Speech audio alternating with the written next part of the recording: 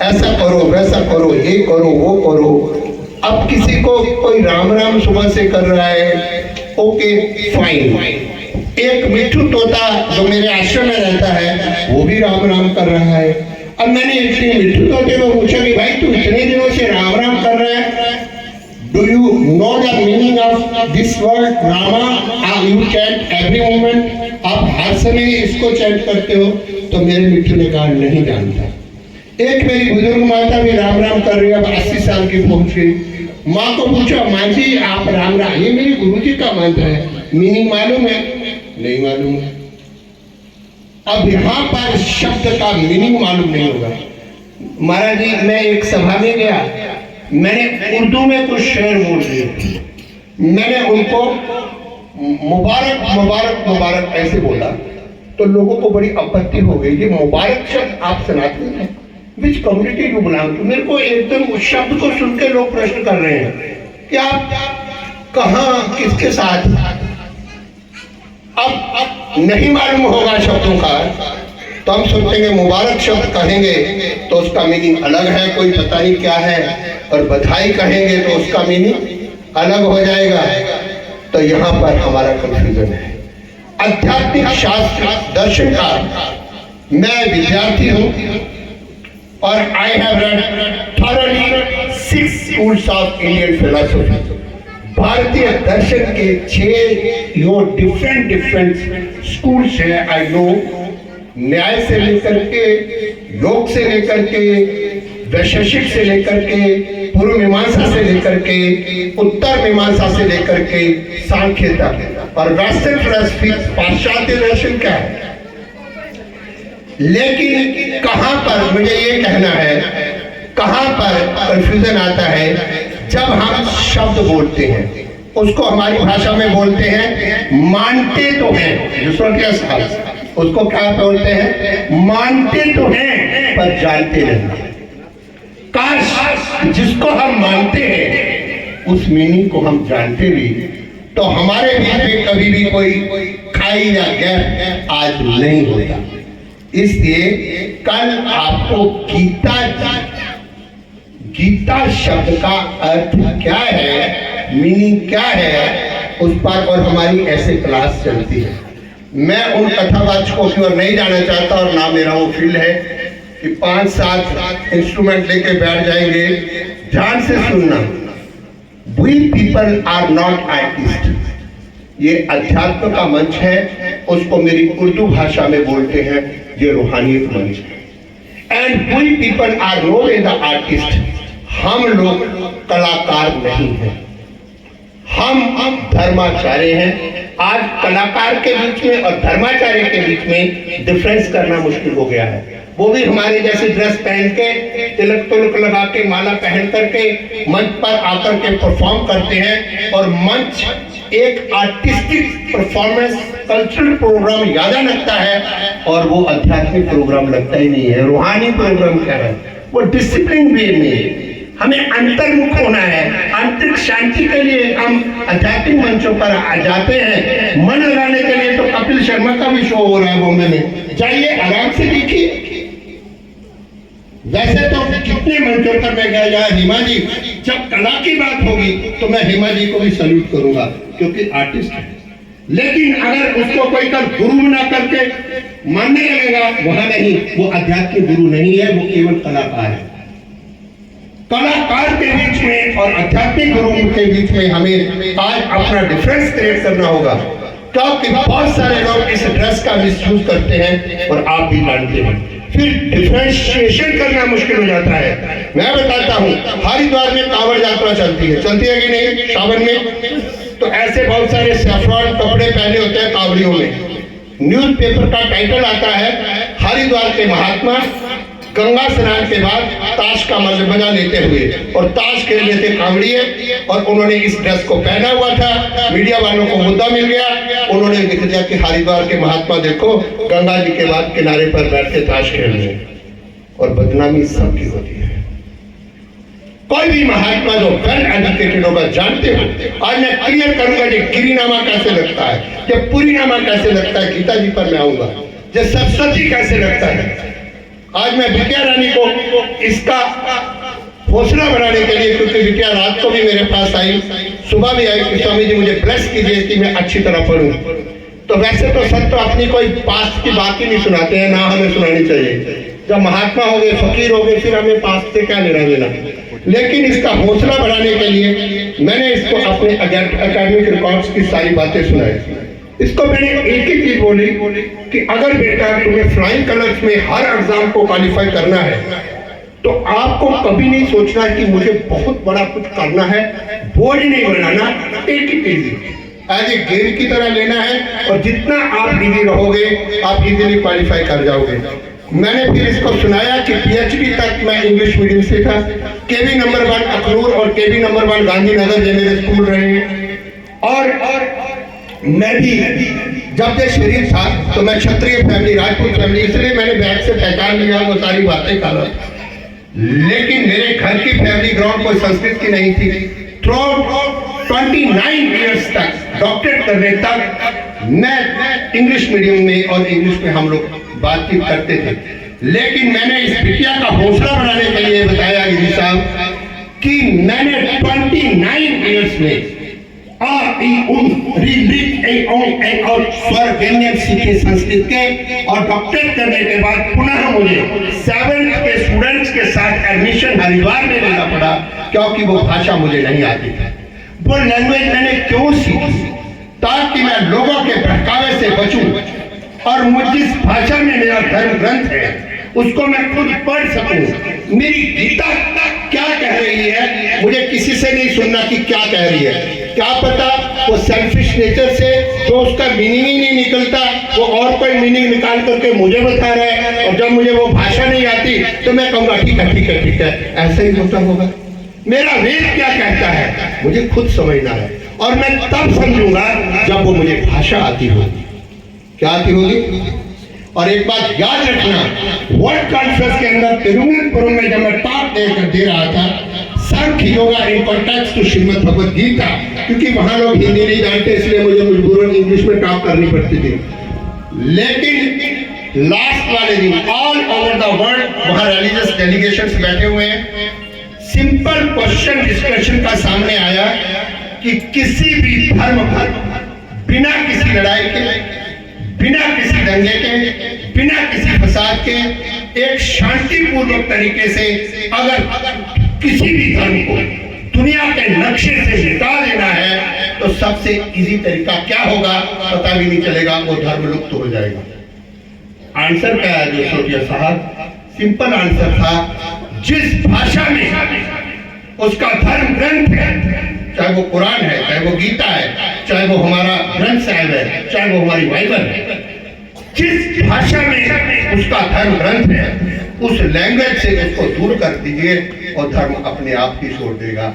उसको डोगरी में बोलते हैं फिर जिन्हें लाई गले गोले ना चले, गंगा गे तो गंगादास, जमुना गे तो जमुनादास। गीता शब्द का मीनिंग मालूम नहीं और हम कहें हम पीएचडी स्कॉलर हैं, कुरान शब्द का मीनिंग क्या है?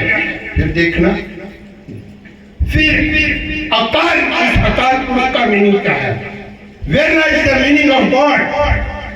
फिर आपको पता चलेगा कि हम कितनी कंफ्यूजिंग स्टेट में अपने आप लोगों के बहकावे में आकर के जाने अपना कितना नुकसान कर देते हैं। इसलिए मैंने आपको कंफ्यूज निकालने के लिए वो बोला। पहले गीता जयंती है तो रजत जयंती समारोह हमारा तब सक्सेसफुल है तब कम से कम जहां से 700 श्लोक है उसके अंदर 18 चैप्टर है पूरे ग्रंथ में, पर हम इतना नहीं कर सकते तो कम से कम हमें गीता शब्द का मीनिंग तो पता चल जाए। तालियां पीट पीट के, ढोलकियां बजा बजा के, नाच नाच के तो जिंदगी गुजार दी, लेकिन आज तक किसने जानना था राम शब्द का मीनिंग क्या है, कृष्ण का मीनिंग क्या है, गीता शब्द का मीनिंग क्या है? और उसके लिए आपको डिसिप्लिन के साथ गुरु के सामने बैठना होगा, वो बताएगा और फिर वो आपको एक कंपैरेटिव स्टडी देगा दो अलग अलग धर्मों के रिलीजियस ग्रंथों में।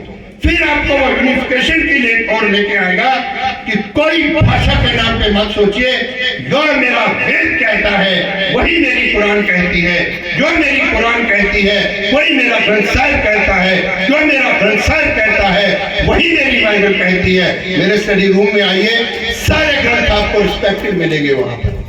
मुझे बड़े लोगों ने बोला, मैंने कहा जब कुरान और गीता पवित्र ग्रंथों में आपसी लड़ाई कभी नहीं होती, कितने सालों से मेरे स्टडी रूम में दोनों आराम से रहते हैं, तो फिर उनके नाम पर अगर हम इंसान झगड़ा करते हैं तो इसलिए हम, मुझे कहता है ना गीता वाले ने कभी गीता को समझा और ना कुरान वाले ने कभी कुरान को समझा, दोनों ने केवल माना और नॉलेज कोई नहीं था, इसलिए मान्यता में कंफ्यूजन है। किसी ने कहा इसको मानो, हम मानने लग गए, किसी ने कहा यहाँ रुको, हम रुकने लग गए, किसी ने कहा ऐसे करो, हम करने लग गए। मान्यता में कंफ्यूजन है। इसीलिए पुष्कर जी कह रहे थे नॉलेज की इंपॉर्टेंस कहाँ है, हमें जिसको मानते हैं अब हमको उसको जानना है। क्या करना है, बोलो क्या करना है? और जब हम जान जाएंगे तो हमारा कंफ्यूजन निकल जाएगा, और जब हमारा कंफ्यूजन निकलेगा तो हमारा झगड़ा अपने आप ही समाप्त हो जाएगा। तो ज्यादा समय नहीं, अब कल के रिवीजन में करूंगा केवल 2-4 मिनट में, फिर मैं माइक गिरी साहब को दूंगा। उसके बाद में, क्योंकि उन्होंने अपनी ड्यूटी पर और भी बहुत जगह जाना है, और जो मुझे आज कहना है वो मैं उसके बाद करूंगा। हमारी एक शैली होती है समझाने की कि पहले दिन के चैप्टर को पहले थोड़ा सा रिवाइज कर दो, ताकि नए स्टूडेंट्स को भी पता लग जाए कि आज क्या हो रहा है, फिर आगे से थोड़ा सा नई क्लास में उसको छुटाओ। इसलिए मैंने इस बिटिया को बोला कि तू आज मेरी जज बनना, और ये देखना कॉलेज में तुझे प्रोफेसर अच्छी तरह पढ़ाता है या स्वामी जी ने एक दिन सामने बिठा करके अच्छी तरह पढ़ाया, रिजल्ट हमारे बच्चे निकालेंगे। अगर इस धरोहर को हमने संभाल करके इसको सही ट्रैक दे दिया तो याद रखना हमारा देश भी सुरक्षित है, हमारा सनातन भी सुरक्षित है। और याद रखना सनातन में झगड़ा नहीं है,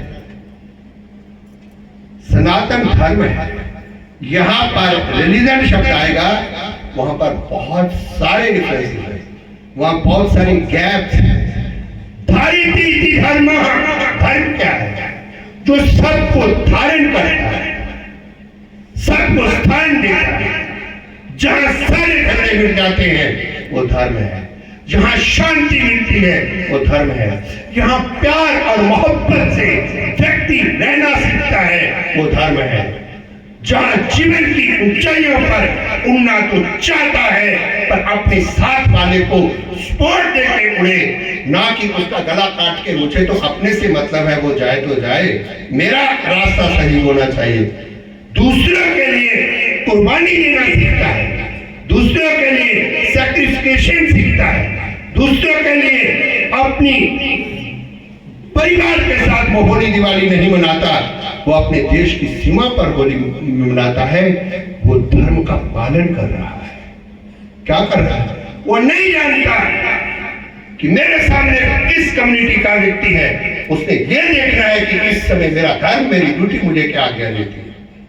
ये धर्म है, धर्म में कोई झगड़ा नहीं है। गीयते इति गीता,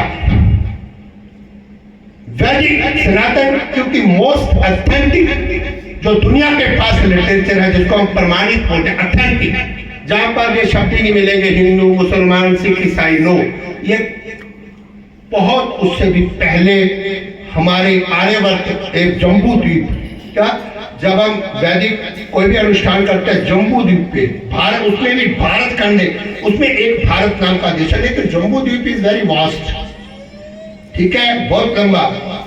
वहां पर सबसे ऑथेंटिक और प्रमाणित जो ग्रंथ है, जहां पर ये सारे झगड़े खत्म हो जाते हैं, उसका नाम है वेद। क्या है? क्या है? और हम ये सोचते हैं कि ऋग्वेद, सामवेद, अथर्ववेद, यजुर्वेद, ये 4 एक पुस्तकें हैं और 1 लाख मंत्रार्थ है, ये वेद है। लेकिन ध्यान से सुनिए, अब जानना है वेद क्या है, फिर पता चलेगा गीता क्या है। वेद ज्ञाने धातु से, इसलिए मुझे संस्कृत पढ़नी पड़ी ताकि मैं देखूं ओरिजिनल और उसको आत्मसात करो कि ओरिजिनलिटी कहाँ है। बाकी दुनिया में बहुत सारी बातें हैं वो ग्रंथों में होती ही नहीं है। जैसे हम अंग्रेजी में कोई शब्द बनाते हैं तो उस शब्द की, उस अक्षर की, उस वर्ड की रूट होती है। क्या होता है? अंग्रेजी में बोलते हैं रूट। क्या बोलते हैं? रूट। और संस्कृत में बोलते हैं धातु। क्या बोलते हैं? धातु। वेद अर्थ जानना है, वेद क्या है, अर्थ जानना है गीता क्या है, अर्थ जानना है राम कौन है, अर्थ जानना है कृष्ण कौन है, अर्थ जानना है अल्लाह कौन है। तो हमें शब्द की रूट पर जाना होगा, जहां से ये शब्द निकला उसकी जड़ तक जाना होगा। रूट और उसके आगे प्रीफिक्स जोड़ो, सिफिक्स जोड़ो, उसको बोलते हैं उपसर्ग जोड़ो, प्रत्यय जोड़ो। तो एक ही रूट से अपनी इच्छा के अनुसार आप उपसर्ग, प्रत्यय, प्रीफिक्स, सिफिक्स जोड़ते जोड़ते जैसा मीनिंग आपको चाहिए आप दुनिया में हजारों मीनिंग निकाल सकते हैं। और लोग यही तरक्की करते हैं, लोग नहीं चाहते कि दुनिया में एकता और शांति हो। वो अपनी मर्जी से इधर का प्रीफिक्स इधर कर देते हैं, उधर का स्पिक्स उधर कर देते हैं, और मेन रूट वही रहती है, लोगों को पता नहीं चलता और मीनिंग कुछ का कुछ चला जाता है जो उनके हिसाब से होता है। ऐसे नहीं, विज्ञाने धातु से वेद शब्द बनता है। सुन लो, रूट क्या है? विज्ञाने। अर्थ क्या है? वेद का अर्थ है नॉलेज, वेद का अर्थ है ज्ञान। क्या? कौन सा ज्ञान, कौन सा नॉलेज? मेरे साथ बोलेंगे, असतो मा सद्गमय। जल्दी जल्दी बोलिए।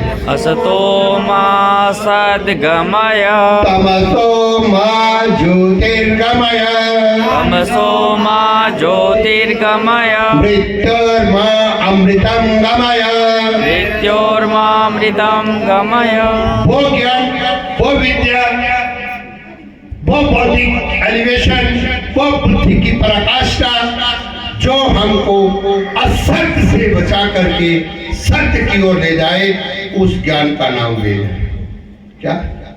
असत्य से, झूठ से, मिथ्या से, भ्रांति से, कंफ्यूजन से, अल्यूजन से निकाल करके जो ट्रुथ की ओर ले जाए, उस नॉलेज को वेद कहते हैं। क्या बोलते हैं? बोलो, क्या बोलते हैं? वेद। हाँ। और आगे सुनिए, जो अंधकार से निकाल करके प्रकाश की ओर ले जाए, डार्कनेस टू लाइट, इनलाइटनमेंट, अंधकार से प्रकाश की ओर जो ज्ञान ले जाए उसको वेद बोलते हैं। क्या बोलते हैं? वेद बोलते हैं। और आगे बताएं, जो मौत के भय को भी खत्म कर दे और हमें इटर्निटी और इमॉर्टलिटी, अमृता का, उसको हिंदी में बोलेंगे, हमें अमृता का पाठ सिखाए, मौत का भय ना दिखाए बार बार और हमें कमजोर ना करे। किसी सैनिक को आप बार बार मौत की बातें करोगे वो कमजोर पड़ जाएगा, उसको बोलेगा नहीं तू बहुत ऊपर शेर है, तुझे मौत भी नहीं मार सकती, तो उसमें जोश आ जाएगा, अपनी ड्यूटी वो परफॉर्म करेगा। जो हमें अमृता का पाठ सिखाता है उस ज्ञान का नाम वेद है। क्या है? और उस ज्ञान को 4 होली स्क्रिप्ट्स के अंदर, होली बुक्स के अंदर बांटा गया है, तब उसको बोला Rigveda knowledge of truth, Samaveda knowledge of truth, Yajurveda knowledge of truth, Atharvaveda knowledge of truth. आप बोलो स्वामी जी आप तो गीता शब्द पर बोलने लगे, फिर वेद पर क्यों आ गए? इसलिए आ गए क्योंकि वेद के अर्थ को समझे बिना हम गीता जी के अर्थ को कभी नहीं समझ पाएंगे। इसलिए पहले वेद के अर्थ को, क्यों गीता क्या है अब यहाँ आई। वेद में there lies the 3 parts, action part, worship part and knowledge part. पहला एक्शन यानी कर्म, हमें कौन सा कर्म कैसे करना है, फर्स्ट पार्ट वेद का ये है। फिर हमें वर्शिप, प्रार्थना, प्रेयर्स कैसी और किस प्रकार से करनी है, ये सेकंड पार्ट है। थर्ड पार्ट है नॉलेज पार्ट, और उसमें गिरी साहब आता है, नो थायसेल्फ, अपने को पहचानो। हे मानव भगवान। अगर खुद को नहीं जान सकता तो तू परमात्मा को भी कभी नहीं जान सकता। और जब तू खुद को नहीं जानता, परमात्मा को नहीं जानता, केवल मानता है, तो दुनिया में तू कभी शांति का मसीहा नहीं हो सकता, तू झगड़ा फैलाने वाला कोई हो सकता है।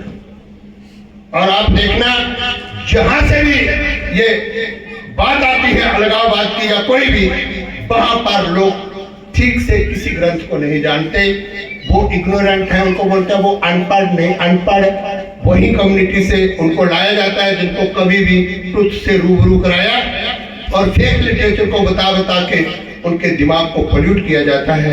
यही थ्योरी बार बार सामने आती है महाराज। और कहीं का भी वो कोई, क्योंकि उनको ट्रुथ से कभी रूबरू नहीं होने दिया जाता। क्योंकि अगर इंसान ट्रुथ से रूबरू हो जाए तो आज वर्ल्ड पीस आ सकती है। हम वर्ल्ड कॉन्फ्रेंस के अंदर दहाड़ करके इस बात को बोलते हैं, लेकिन जिस नॉलेज से वर्ल्ड पीस पॉसिबल है उधर जाना नहीं, क्योंकि बहुत सारे लोगों के स्वार्थ खंडित हो जाएंगे, उनकी दुकानें बंद हो जाएंगी, तो फिर वो ट्रुथ की बातें क्यों करने देंगे। बहरहाल अब आइए इधर गीता जी। गीता जी क्या है? वेद के एक्शन पार्ट को उसमें ड्रॉप किया हुआ है थोड़ा, और उपासना पार्ट को ड्रॉप किया हुआ है थोड़ा, है लेकिन उतना ज्यादा नहीं है। वेद के नॉलेज वाले पार्ट को, ज्ञानात्मक भाग को लिया गया है, और वेद के ज्ञानात्मक भाग को जिन ग्रंथों में अलग से मंत्र निकाल करके किया है उन्हें उपनिषद कहते हैं। क्या बोलते हैं? और गीता क्या है? गीता उपनिषद, गीता उपनिषद ज्ञान है। गीता क्या है? ब्रह्म विद्या है। गीता ब्रह्म विद्या है। गीता जी क्या है? गीता योग शास्त्र है।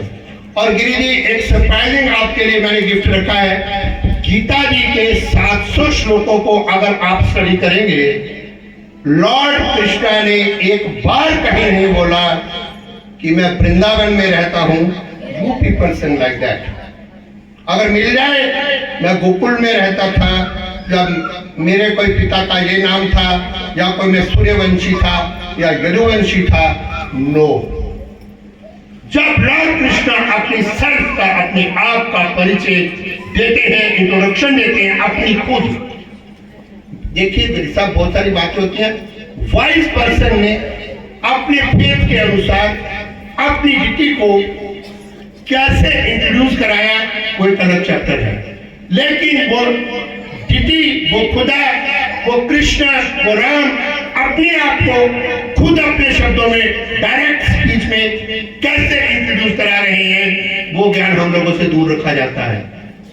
और वही हमारे लिए इंपॉर्टेंट है, क्योंकि आदमी की वाणी, man is selfish by nature, उसकी कोई भी अर्थ होगा तो उसमें स्वार्थ होगा। जब खुद आकर के भगवान बताएंगे कि भाई मैं ये हूं, आई डोंट नो यदुवंशी कौन है, आई डोंट नो सूर्यवंशी कौन है, I am beyond death and birth, मैं जन्म और मृत्यु से भी परे हूं, इसलिए मेरा पिता भी कौन हो सकता है और मेरी मां भी कौन हो सकती है, फिर मेरा कोई एक वंश भी कैसे खानदान हो सकता है। कहीं अगर गीता जी के अंदर आपको ये शब्द मिल जाए तो आप मेरे पास आना कि स्वामी जी आप झूठ बोल के गुमरोटी में गए। गीता जी में भगवान ने जब अपना परिचय दिया, और भगवान खुद बता रहे हैं सोटे साहब की मैं कौन हूं। देखिए, अगर आपको बताना हो कि आप कौन हैं, जितनी डेप्थ से आप अपने को जानते हैं, आपका साथी नहीं जान सकता। वो उतना ही जानता है जितना वो आपसे डीलिंग करता है। तो आप अपने बारे में जितनी सच्चाई जानते हैं, इतना कोई नहीं जान सकता। ऐसे ही परमात्मा अपने बारे में जिस सच्चाई को जानता है, उतना कोई नहीं जान सकता। तो तब भगवान ने कहा, अहम आत्मा, मैं आत्मा, गुढ़ा देशा, ए निद्रा को जीतने वाले अर्जुन, मैं आत्मा हूं। और आगे महाराज, एक शब्द होता है नाउन, एक होता है प्रोनाउन। नाउन पर्टिकुलर व्यक्ति के लिए आता है और प्रोनाउन सबके लिए आता है। और उसको हम लोग एडजेक्टिव भी बोलते हैं कई बार कि सबके लिए, सर्वनाम क्या बोलते हैं, पढ़ा है ना? अहम आत्मा गुडाकेशः, ध्यान से सुनना। भगवान अपने को इंट्रोड्यूस करा रहे हैं। किसको इंट्रोड्यूस करा रहे हैं? अर्जुना को करा रहे हैं। और अर्जुन तो सोच रहा है कि मैं तो बचपन से इनको जानता हूँ, ये तो यशोदा के नाम खेला करते थे, ये तो मेरी फलाने रिलेशंस के हैं, ये तो माता देवकी के पुत्र हैं। नो, उसका who I am going to tell you the truth. मैं आपको बताऊंगा सच्चाई की मैं कौन हूँ। तब उन्होंने कहा अहम आत्मा, मैं आत्मा हूँ। क्या? तो क्या इसी गिरी में आत्मा रहती है या उनमें भी आत्मा रहती है? और दूसरों के सामने भी आत्मा रहती है, और हमारे इधर शर्मा साहब में भी आत्मा रहती है, पुष्कर जी में भी आत्मा है, आप में भी है या इधर ही है? सर्वभूताश्च मैं सब में हूं। क्या? अहम आदिश्च, मैं सृष्टि के आरंभ में भी था, मध्यंतर अभी भी हूं, और जब ये संसार नहीं रहेगा मैं तब भी रहूंगा। I am that very reality. और अर्जुन तू बाहर जाना होगा, तू मुझे मानता तो बहुत है। गीता क्या है? भगवान ने कहा तू मुझे मानता तो बहुत है, लेकिन ये प्रॉब्लम कहां से आई? तूने धनुष क्यों छोड़ दिया? तूने भीख मांगने की बात कैसे कही?